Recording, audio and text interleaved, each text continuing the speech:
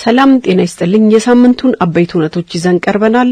በቅድሚያ ማርዕስቶቹን መልከብዙ የሆነው የኢትዮጵያና የማሌዥያ ግንኙነት፣ የዘንድሮ 10ኛው የከተሞች ፎረም በሰመራ ሎጊያ ከተማ ስለመከበሩ፣ ኢትዮጵያ ኮፕ 32ን ለማስተናገድ እንዴት ተመረጠች የሚለውን ዝርዝር ጉዳይ ይዘን ቀርበናል።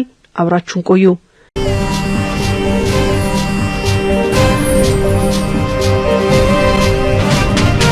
በተያዘው ሳምንት የማሌዥያ ጠቅላይ ሚኒስትር ለይፋዊ የሥራ ጉብኝት አዲስ አበባ መግባታቸው ቀዳሚው የሳምንቱ አበይት ሁነት ነው። በባህልና በሃይማኖት በብዝሃነቷ የምትታወቀው ማሌዥያ በደቡብ ምስራቅ እስያ የምትገኝና ከፍተኛ ኢኮኖሚ መገንባት የቻለች ሀገር ናት። የማሌዥያ ኢኮኖሚ በውጭ ምርቶች፣ በኢንዱስትሪ፣ በኤሌክትሮኒክስ፣ ፓልም ዘይትና የተፈጥሮ ጋዝ ምርቶች ላይ ተመሰረተ ነው። በማሌዥያና በኢትዮጵያ መካከል ያለው ዲፕሎማሲያዊ ግንኙነት ለረጅም ጊዜ የቆየ ቢሆንም ከቅርብ ጊዜ ወዲህ ከፍተኛ መነቃቃት በማሳየት ወደ ላቀ ኢኮኖሚያዊ ስትራቴጂካዊ ትብብር አድጓል። ሀገራቱ ዲፕሎማሲያዊ ግንኙነት የመሰረቱት እንደ አውሮፓውያኑ ዘመን አቆጣጠር በ1965 ሲሆን በኢትዮጵያ የማሌዥያ ኤምባሲ ከ40 ዓመት መቋረጥ በኋላ እንደ አውሮፓውያኑ ዘመን አቆጣጠር መስከረም 23 ቀን 2025 በአዲስ አበባ ስራውን ጀምሯል። ከግማሽ ክፍለ ዘመን በላይ ያስቆጠረውን የሁለትዮሽ ዲፕሎማሲያዊ ግንኙነታቸውን ለማደስ ጥቅምት 2017 ዓ.ም ጠቅላይ ሚኒስትር ዶክተር አብይ አህመድ ወደ ማሌዥያ ኳላላምፑር ተጉዘው እንደነበር ይታወሳል። በጉዞውም ኢትዮጵያ በግብርና፣ በኢንዱስትሪ፣ በማዕድን፣ በንግድ፣ በኢንቨስትመንት፣ በቱሪዝም፣ በትምህርትና በዘላቂ የኢኮኖሚ እድገት ዙሪያ ከማሌዥያ መንግስት ጋር በጋራ ለመስራት ስምምነት ደርሰው መመለሳቸው ይታወሳል። የዚህ ስምምነት የአንድ ዓመት አፈጻጸም ጉዞ ውጤትን አሳይቶ የማሌዥያ ፕሬዝዳንት አንዋር ኢብራሂም በተያዘው ሳምንት አዲስ አበባ ገብተዋል። ጠቅላይ ሚኒስትር ዶክተር አብይ አህመድ ከማሌዥያ ጠቅላይ ሚኒስትር ዳቶ ሰሪ አንዋር ቢን ኢብራሂም ጋር ተወያይተዋል። በውይይታቸውም ጠቅላይ ሚኒስትሩ እንዳሉት መጪው ጊዜ ለኢትዮጵያና ማሌዥያ ትብብር ብሩህና ይበልጥ ጠንካራ የሚሆንበት ነው ብለዋል።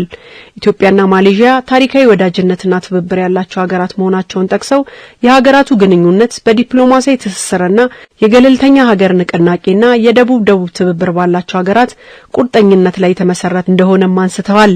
ማሌዥያን በጎበኙበት ወቅት የማሌዥያ ጠቅላይ ሚኒስትር ዳቶ ሰሪ አንዋር ቢን ኢብራሂም ላደረጉላቸው አቀባበል ምስጋና አቅርበው ሁለቱ መሪዎች በሀገራቱ የሁለትዮሽ ትብብር ላይ ግልጽ የሆነ ውይይት ማድረጋቸውን አመልክተዋል።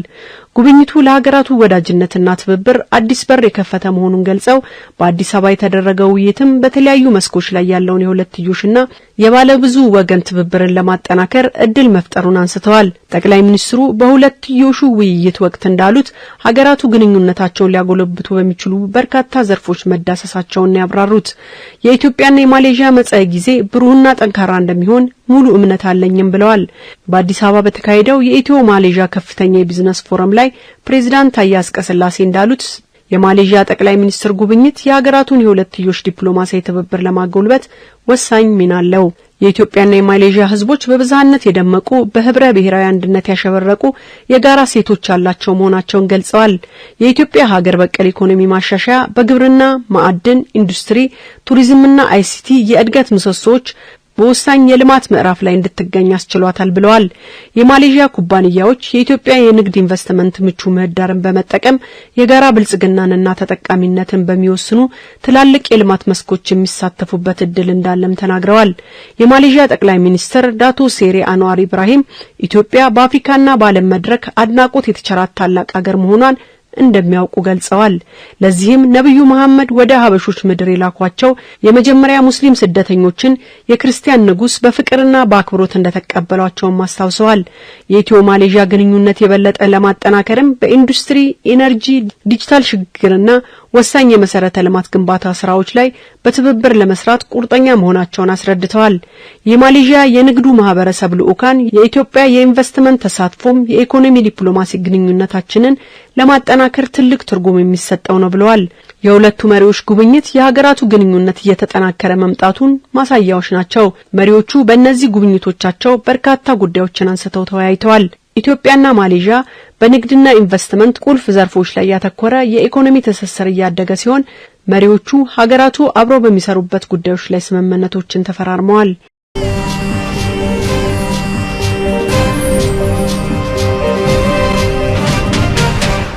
በየዓመቱ በተለያዩ የአገሪቱ ከተሞች የሚካሄደው የከተሞች ፎረም በተያዘው ሳምንት በሰመራ ሎጊያ ከተማ በደማቅ ሁኔታ መከበሩ ሁለተኛው የሳምንቱ አበይት ሁነት ነው።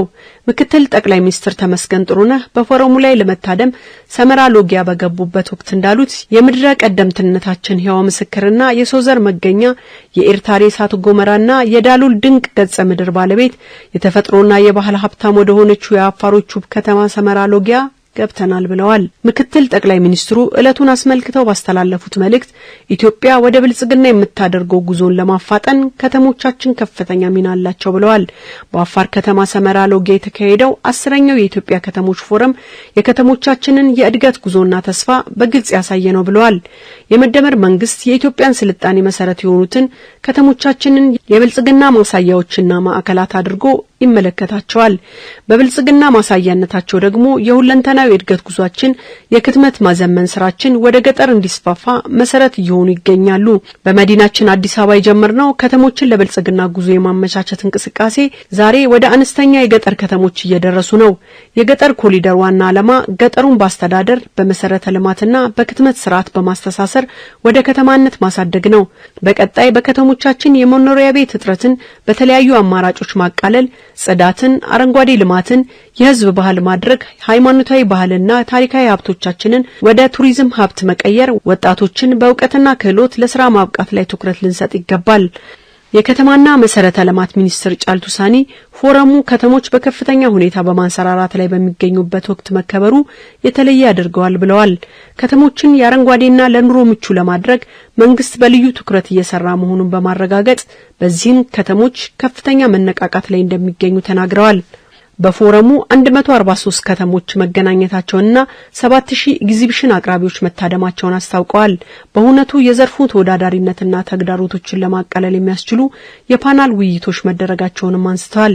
በቀጣይም የአሶሳ ከተማ የከተሞች ፎረም አዘጋጅ ከተማ እንድትሆን በኢፌዴሪ ከተማና መሰረተ ልማት ሚኒስቴር ተመርጣለች። የታላቁ ህዳሴ ግድብ መዳረሻ የከበሩ ማዕድናት ባለቤትና የሰላም ተምሳሌት የሆነችው አሶሳ ከተማ 11ኛውን የከተሞች ፎረም በጥሩ ሁኔታ እንደምታዘጋጅ ተስፋ ተጥሎባታል።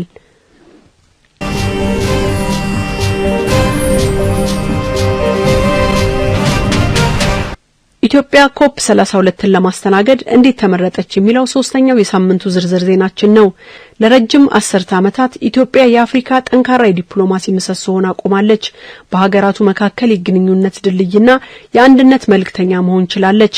ከምስረታው አንስቶ የአፍሪካ ህብረት መቀመጫ ናት።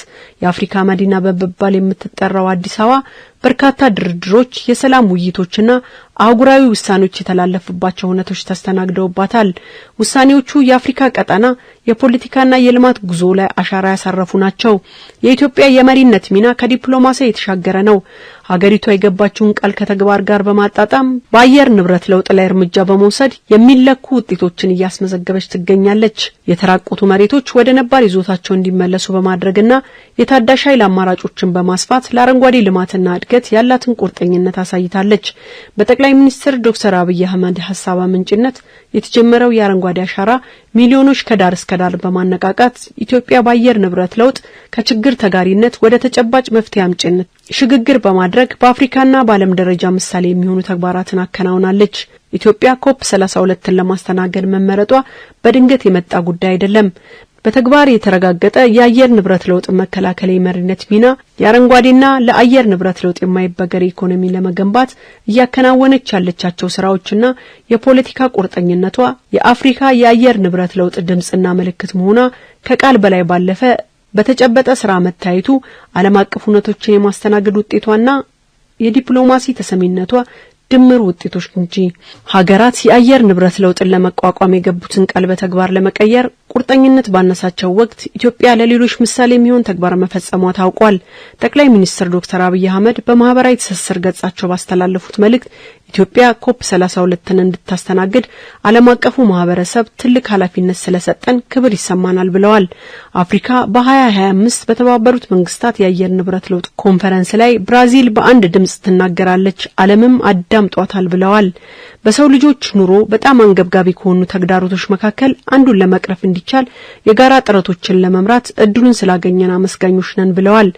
ኢትዮጵያ ኮፕ 32 ማዘጋጀቷ በዓለም አቀፍና ቀጠናዊ መድረኮች ላይ ኢትዮጵያ ያላትን የአየር ንብረት ለውጥ የመሪነት ሚና የበለጠ ያሳድጋል። የአየር ንብረት ለውጥ መከላከል ስራ የሚያስፈልጋት ፋይናንስን ለማግኘትና ዓለም አቀፍ አጋርነትን ለማጠናከር መልካም አጋጣሚን ይፈጥርላታል። በሺዎች የሚቆጠሩ የጉባኤው ተሳታፊዎች የቱሪዝም መስህቦችንና መዳረሻዎችን ሲጎበኙ ከዘርፉ የሚገኘውን ገቢ ያድጋል።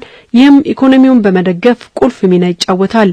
በአፍሪካ ዲፕሎማሲ ውስጥ ያላትን ተጽዕኖ ፈጣሪነት ጉባኤውን በማስተናገድ በኩል ጉልህ አበርክቶ የሚኖረው ሲሆን ዘላቂ የሆነ የአካባቢ አየር ትብብርን ለመፍጠር ያስችላል። ለኢትዮጵያ ኮፕ 32ን ማስተናገድ ከክብር ባሻገር ኢትዮጵያ ለአፍሪካና ሰው ለሚኖርባት ምድር ጥበቃ ያላትን ቁርጠኝነት በተግባር የምታሳይበት ይሆናል።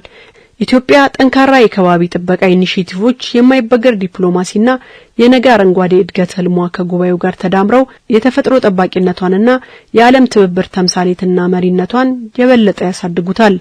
የዛሬው የሳምንታዊ አበይት ሁነቶቻችን እነዚህን ይመስላሉ። ሰላም ቆዩን።